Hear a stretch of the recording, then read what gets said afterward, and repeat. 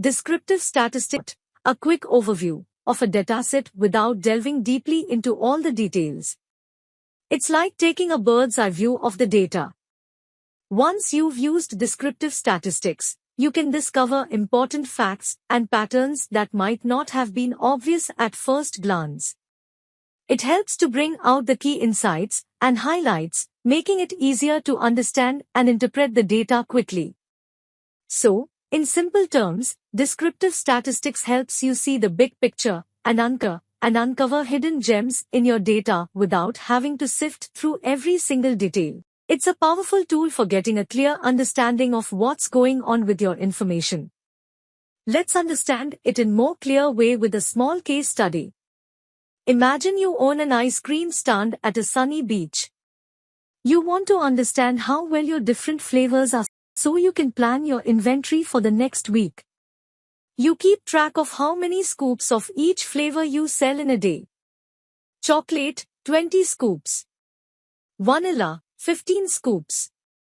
Strawberry, 10 scoops. Mint chip, 25 scoops. Rocky Road, 12 scoops.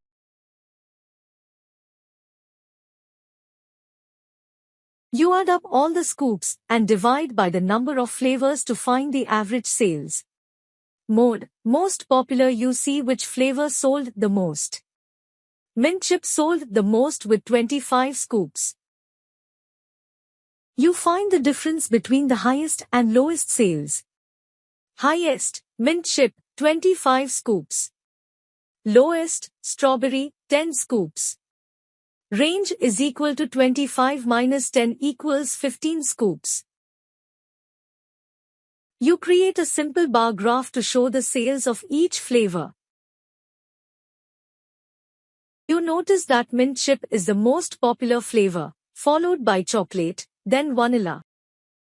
People seem to like a variety of flavors since each flavor sold at least 10 scoops.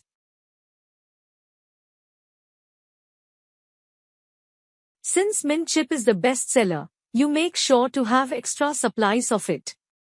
You also stock up on chocolate and vanilla, as they are popular too. For flavors like strawberry and Rocky Road, you order a moderate amount since they sell a bit less. You might decide to highlight mint chip in your beach stand advertisements since it's the crowd favorite. You might offer a special deal on chocolate and vanilla to encourage even more sales.